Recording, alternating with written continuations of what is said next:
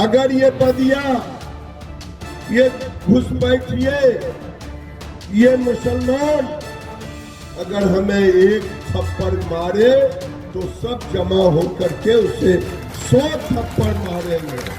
जब भी किसी राज्य में कोई चुनाव होता है तब बीजेपी के कुछ नेताओं के असली रंग निकलकर सामने आने लगते हैं।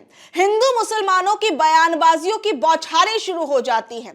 हिंदू मुस्लिमों को लेकर कोई कहता है कि बाबर की औलादों को हम इस देश से निकाल फेंकेंगे। वहीं केंद्रीय मंत्री गिरिराज सिंह बोलते हैं कि अगर कोई मुसलमान आपको एक थप्पड़ मारे तो आप उसको 100 थप्पड़ मारिए। और खुलेआम इस तरीके से गिरिराज सिंह बयान देते हैं। सोचिए किस तरीके से, एक तो वो केंद्रीय मंत्री हैं, केंद्रीय मंत्री होने के नाते उनकी कितनी सारी जिम्मेदारियां बनती हैं। उन जिम्मेदारियों को तो छोड़िए, अपनी किस तरीके से मर्यादाओं को गिरिराज सिंह तार तार करते हुए नजर आए, वो अपने आप में सोचनीय है। जहां पर आपको लोगों को एकजुट करके रखने की कोशिश करनी चाहिए, वहां पर आप इस तरीके की बयानबाजियां कर रहे हैं। आगे इस वीडियो पर बात की जाए उससे पहले आप गिरिराज सिंह का ये पूरा बयान सुनिए। अगर ये बदिया, ये घुसपैठिए, ये मुसलमान अगर हमें एक थप्पड़ मारे तो सब जमा होकर के उसे 100 थप्पड़ मारेंगे। ये करेंगे भाई और बहन दोनों से कह रहा हूं, तो महादेव का कसम मन मन खाओ, हाथ उठा के कहो हर हर महादेव। इसलिए मैं कह रहा हूं कि सब मिलकर के इकट्ठा हो और एक साथ रहोगे तो सुरक्षित रहोगे। बटोगे तो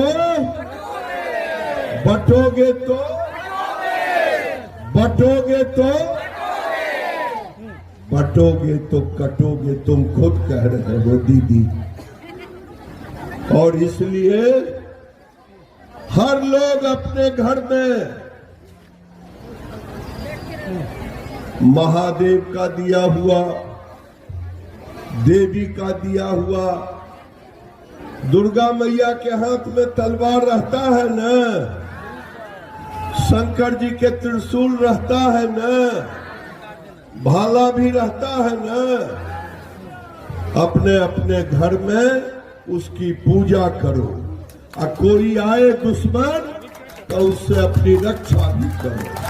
सबसे बड़ी चीज, गिरिराज सिंह जिस जगह पर ये बयान दे रहे हैं उस राज्य के अंदर तो एनडीए की ही सरकार है, यानी नीतीश कुमार की सरकार है। वही नीतीश कुमार जो एनडीए का एक हिस्सा है, उसके बाद क्या वहां पर हिंदुओं के लिए इतना ज्यादा खतरा हो गया है? और अगर ऐसा है तो नीतीश कुमार की सरकार क्या कर रही है? यानी आप अपनी ही सरकार के एक हिस्से पर सवाल उठा रहे हैं।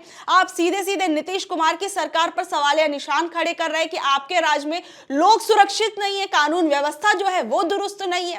और सबसे बड़ी चीज देखिए, गिरिराज सिंह जो अपनी हिंदुओं की स्वाभिमान यात्रा निकाल रहे हैं, इसे खुद बीजेपी पार्टी सपोर्ट नहीं कर रही। लेकिन और गिरिराज सिंह की तरफ से भी कहा गया है कि कोई ऑफिशियल यात्रा नहीं है, लेकिन बहराइच दंगों के बाद उन्हें लगा कि हिंदू इस देश के अंदर सुरक्षित नहीं है, तो उन्हें हिंदुओं के स्वाभिमान के लिए, हिंदुओं की सुरक्षा के लिए, हिंदुओं की आवाज के लिए ये यात्रा निकालनी चाहिए। और इस यात्रा को लेकर किस तरीके से जेडीयू ने और किस तरीके से बीजेपी पार्टी ने अपने आप को खुद से अलग कर लिया, वो भी देखिए। बीजेपी के नेता ने क्या कुछ इस यात्रा को लेकर कहा है। गिरिराज सिंह की हिंदू स्वाभिमान यात्रा बीजेपी ने ही क्यों झाड़ा पल्ला, वजह चौंकाने वाली। केंद्रीय मंत्री और बीजेपी के नेता गिरिराज सिंह की इस यात्रा पर जेडीयू ने पहले उनकी यात्रा को गैर जरूरी बता दिया था और कड़ा ऐतराज जताया था, और अब बीजेपी ने भी इससे किनारा कर लिया है। बीजेपी के प्रदेश अध्यक्ष दिलीप जायसवाल ने साफ कह दिया है कि ये पार्टी का मामला नहीं है, बीजेपी नीतीश कुमार की सेक्युलर इमेज के साथ है। वहीं जेडीयू की तरफ से भी इस पूरी की पूरी यात्रा पर नाराजगी जताई गई थी। जेडीयू के प्रवक्ता नीरज कुमार ने कहा था कि गिरिराज सिंह की यात्रा पर सवाल उठाते हुए कहा कि इस यात्रा से जेडीयू का कोई लेना देना नहीं है। बिहार की सरकार सीमांचल में हिंदू मुसलमानों के लिए एक जैसा काम करती है। नीतीश कुमार इसी वजह से ग्लोबल लीडर हैं, वो जनता से सीधा संवाद करते हैं। हमें संविधान में ये शपथ दिलाई गई है कि जाति धर्म के आधार पर काम ना करें। उन्होंने गिरिराज गिरिराज सिंह पर तंज कसते हुए कहा कि एक हाथ में हिंदू स्वाभिमान यात्रा ले लीजिए और दूसरे हाथ में संविधान की शपथ के कागजात रखकर यात्रा करिए तो अच्छा रहेगा। यानी जेडीयू के नेताओं ने भी संविधान की याद दिलाना गिरिराज सिंह को शुरू कर दिया कि एक अगर आप ये यात्रा निकाल भी रहे हैं तो संविधान को भी अपने हाथ में लेकर चलिए। आप संविधान को मत भूलिए, देश जिस कानून से चलता है वो हमारा संविधान है, जहां पर हिंदू, मुस्लिम, सिख, ईसाई सब एक समान है। लेकिन देखिए, भले ही गिरिराज सिंह का मोटिव इसके पीछे कुछ भी हो, लेकिन ये कहा जा रहा है कि गिरिराज सिंह कहीं ना कहीं आने वाले समय में बिहार के अंदर मुख्यमंत्री बनना चाहते हैं और बिहार के अंदर अपना पूरा माहौल सेट करने की गिरिराज सिंह कोशिश कर रहे हैं। वैसे तो देखिए, अब बिहार के अंदर विधानसभा चुनाव होंगे तो उसमें क्या बीजेपी पार्टी अलग चुनावों में उतरेगी या नीतीश कुमार की पार्टी के साथ उतरेगी या फिर किस तरीके की स्थिति रहेगी, ये तो अभी आने वाला समय बताएगा। लेकिन सबसे बड़ा सवाल तो ये है कि जेडीयू के नेता कहते हैं कि अगर हम एनडीए की ही सरकार जो है वो बिहार में बनेगी, लेकिन उसमें मुख्यमंत्री नीतीश कुमार होंगे।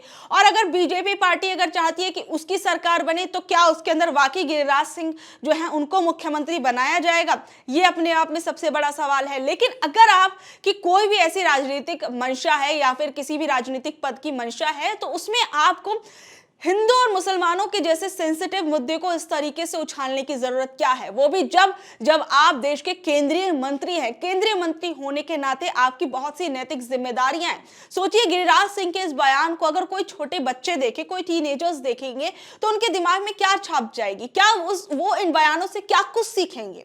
क्या वो कल को इन बयानों को सुनकर फिर किसी दूसरे धर्म के लोग हैं उन पर हिंसा करेंगे उनके साथ? और कल को अगर वो कोई हिंसा उन दूसरे धर्म के लोगों के साथ करते हैं तो उसके बाद उनके साथ किस तरीके की कानूनी कार्रवाई की जाएगी? और जब ये पूरी कानूनी कार्रवाई चलेगी तो क्या उसमें गिरिराज सिंह उनको बचाने के लिए नजर आएंगे?